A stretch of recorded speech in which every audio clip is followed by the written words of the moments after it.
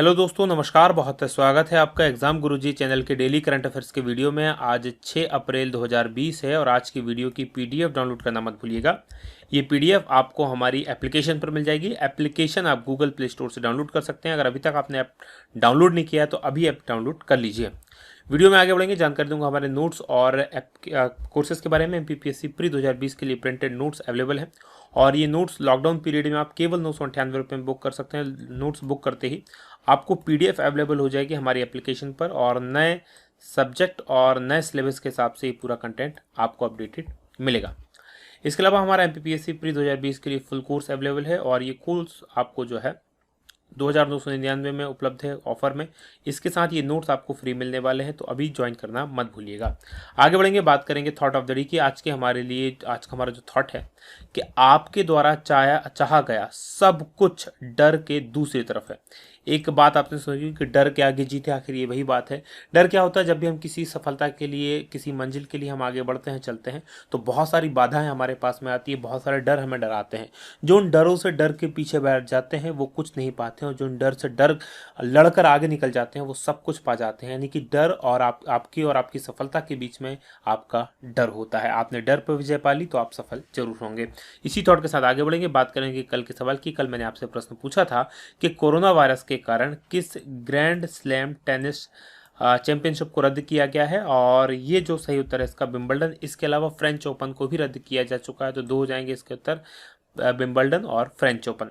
अब प्रश्न का उत्तर काफी सारे लोगों ने दिया, उनमें से 3 उत्तर जो आपने पसंद किए। पहला उत्तर पवन राजपूत का है, दूसरा उत्तर प्रतीक्षा राय का है और तीसरा उत्तर बनवारी लाल बावरिया का है। आप तीनों को बहुत बधाई। और आप भी चाहते हैं आपका नाम, आपका कमेंट और आपका उत्तर इसी प्रकार से यहाँ पर आए, तो ध्यान से वीडियो को अंत तक देखो और अंत में जो प्रश्न पूछा गया उसका उत्तर कमेंट बॉक्स में जरूर दो।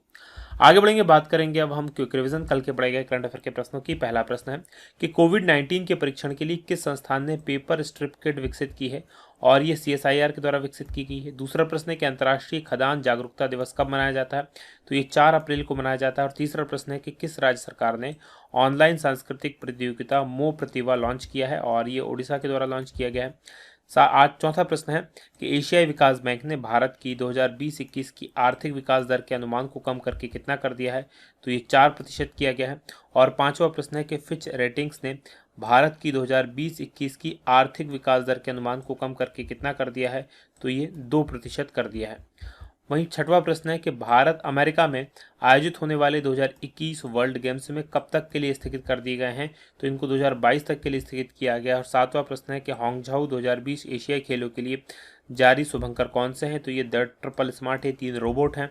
और आठवां प्रश्न है कि नवंबर 2020 में कहाँ आयोजित होने वाले अंडर 17 महिला विश्व कप फुटबॉल टूर्नामेंट स्थगित किया गया है, और इसका आयोजन पहली बार भारत में होना था जिसको स्थगित कर दिया गया है।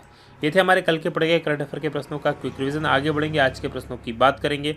और आज के करंट अफेयर का पहला प्रश्न है कि किसके आह्वान पर देश भर में 9 अप्रैल को 9 बजे 9 मिनट के लिए दिए, मोमबत्ती, टॉर्च और भी जो रोशनी के साधन होते हैं वो जलाए गए, और ये सब किया गया प्रधानमंत्री नरेंद्र मोदी जी की रिक्वेस्ट पर। यानी कि डी ऑप्शन प्रश्न का सही उत्तर है। डिटेल लिख लीजिए क्या है। तो प्रधानमंत्री नरेंद्र मोदी जी के आह्वान पर देश भर में 9 अप्रैल को रात 9 बजे 9 मिनट के लिए दिए जलाए और कोरोना वायरस के खिलाफ जंग में एकजुटता का संदेश दिया। याद रखिएगा, ये किसी प्रकार के अंधविश्वास से जुड़ा नहीं था, बल्कि एक जेस्चर था कि हम पूरा देश इसमें एक साथ खड़ा है, इसको प्रकट करने का एक तरीका था। और इसमें सब लोगों ने इसमें मिलकर सहयोग किया, साथ दिया, काफ़ी अच्छा रहा। अब इस दौरान लोगों ने दिए जलाए, मोमबत्ती, मोबाइल की फ्लैश लाइट जलाई और कोरोना के खिलाफ लड़ाई में सकारात्मकता दिखाई। तो प्रधानमंत्री जी ने आह्वान किया था। इससे पहले एक और आह्वान किया गया था उनके द्वारा, तो वो जो था ताली, थाली और घंटी वगैरह बजाने के लिए। तो ये 2 चीज़ें हुई हैं, इनको आप याद रखिएगा। आगे बढ़ेंगे, दूसरे प्रश्न की बात करेंगे कि राष्ट्रीय समुद्री दिवस कब मनाया जाता है। तो नेशनल मैरीटाइम डे जो मनाया जाता है ये मनाया जाता है 5 अप्रैल को, यानी कि बी ऑप्शन प्रश्न का सही उत्तर है। डिटेल लिख लीजिए क्या है।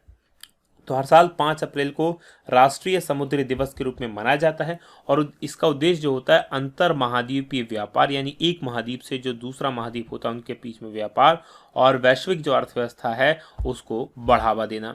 इस बार का जो राष्ट्रीय समुद्री दिवस है उसकी थीम है हिंद महासागर, अवसरों का महासागर, तो ये आपको याद रखना है।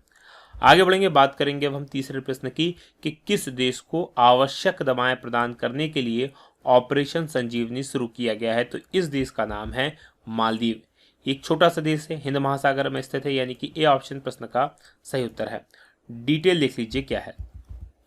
तो भारतीय वायुसेना ने ऑपरेशन संजीवनी शुरू किया है और इसके तहत जो मालदीव है उसको 6.2 मिलियन टन आवश्यक दवाएं मुहैया भारत सरकार के द्वारा करवाई गई हैं। मिलियन बराबर क्या होता है, 1 million is equal to 10 lakh, ये आपको याद रखना है। 1 मिलियन 10 लाख के बराबर होता है। इन दवाओं में जो शामिल है लोपिनवीर, रटनवीर और इन्फ्लुएंजा, इन सब के टीके और काफ़ी सारी दवाएं हैं, लेकिन आपको कुल मिलाकर ये याद रखना है इतनी दवाएं मुहैया कराई गई हैं। अब भारत सरकार ने मालदीव के साथ साथ कब कब क्या क्या सहयोग किया है और कौन कौन से ऑपरेशन चलाया उसको बता देता हूं कि मालदीव सरकार का तख्ता पलट की कोशिश की गई थी और उसी को बेअसर करने के लिए 1988 में भारत ने ऑपरेशन कैक्टस चलाया था। इसके अलावा ऑपरेशन नीर हमने चलाया था जब मालदीव का पेयजल संकट से जूझ रहा था, वहां पर पीने के पानी की भयंकर कमी हो गई थी, तब भारतीय सेना ने वहां पर पानी पहुंचाया था। तो ये 2 ऑपरेशन है जो मालदीव से संबंधित है। बात मालदीव की करेंगे, इसकी राजधानी कहाँ है, तो माले इसकी राजधानी राष्ट्रपति इब्राहिम मोहम्मद सालेह हैं और मुद्रा यहाँ के मालदीवी रुपया हो है।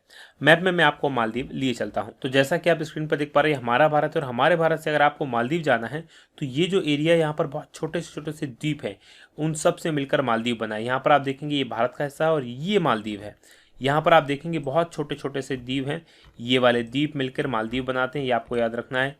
ये छोटे से द्वीप हैं, राइट, यही सब मालदीव। यहाँ पर भी देखेंगे मालदीव का हिस्सा है ये भी, ये वाले जो द्वीप हैं ये भी मालदीव का हिस्सा है और ऊपर फिर भारत का हिस्सा आ जाता है, ये आपको याद रखना है। ये सब मालदीव के अंतर्गत आते हैं। चलिए आगे बढ़ेंगे, बात करेंगे अगले प्रश्न की। अगला प्रश्न आपके सामने आ रहा है, ये चौथा प्रश्न है कि कोविड-19 से लड़ने के लिए भारत सरकार के किस विभाग ने कवच की स्थापना की। आखिर ये कवच है क्या और ये किस विभाग के द्वारा स्थापित किया गया है, तो इसको स्थापित किया गया है विज्ञान एवं प्रौद्योगिकी विभाग के द्वारा, यानी कि सी ऑप्शन प्रश्न का सही उत्तर है department of science and technology यानी DST के द्वारा। डिटेल लिख लीजिए क्या है।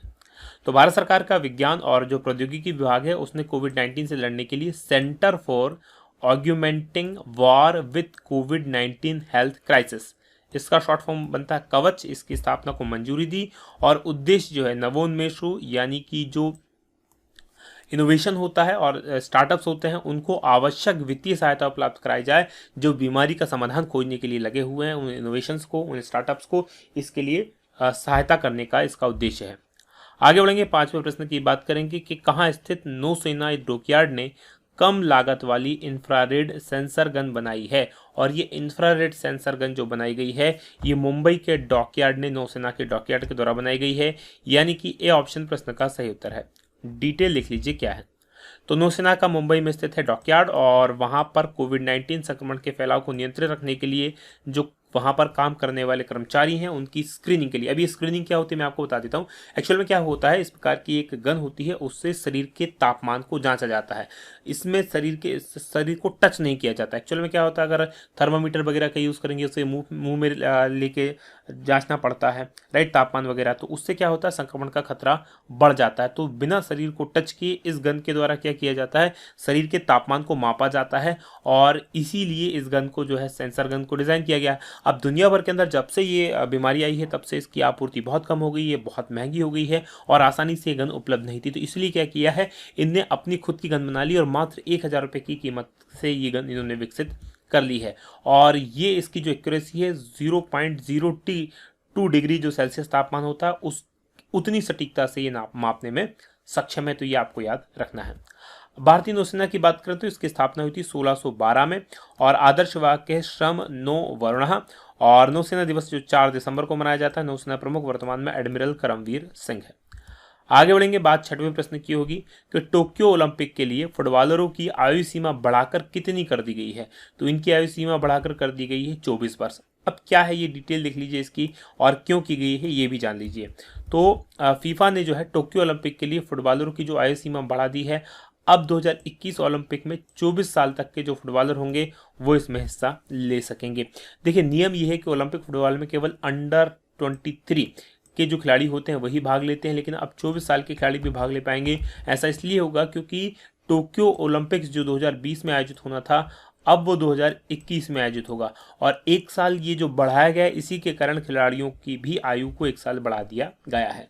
7वें प्रश्न की बात होगी कि किन्हें प्रतिष्ठित Naismith basketball hall of fame में शामिल किया गया है। तो ये 2 लोग हैं, एक है कोबे ब्रायंट। कोबे ब्रायंट बहुत फेमस हुए थे, अभी हाल ही में इनकी मृत्यु हो गई थी, अमेरिका के बास्केटबॉल खिलाड़ी हैं। और दूसरे हैं पैट्रिक वोमेन, यानी कि बी ऑप्शन, सी ऑप्शन सही है, डी ऑप्शन का सही उत्तर होगा। डिटेल देख लीजिए क्या है।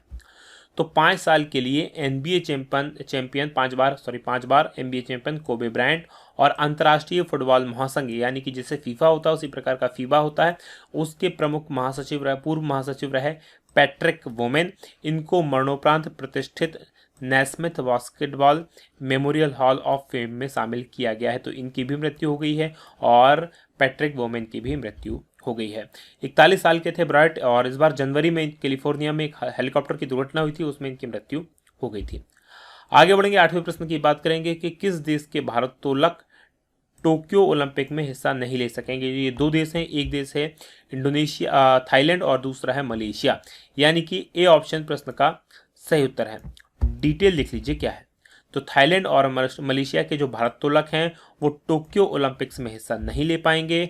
और अंतर्राष्ट्रीय भारोत्तोलन फेडरेशन ने थाई एमेच्योर भारोत्तोलन संघ पर 3 साल का और मलेशियन भारोत्तोलन संघ पर 1 साल का प्रतिबंध लगाने का फैसला किया है। और इन पर प्रतिबंध इसलिए लगाया जा रहा है क्योंकि इन दोनों देशों के अंदर काफ़ी संख्या में डोपिंग के मामले सामने आए हैं, और इसी के कारण इन पर जो है प्रतिबंध लगाया गया है। तो ये आपको याद रखना है। और ये था आज का हमारा पूरा करंट अफेयर। अब बात करेंगे आज के सवाल की। आज का हमारा सवाल है कि भारत सरकार द्वारा कोविड-19 संक्रमण को ट्रैक करने के लिए कौन सा ऐप बनाया गया है। उस ऐप का नाम जरूर कमेंट करके बताइएगा, और क्या आपने वो ऐप अपने मोबाइल में डाउनलोड किया है या नहीं किया है ये जरूर बताइएगा, क्योंकि मैंने तो वो मोबाइल में वो ऐप डाउनलोड किया हुआ है।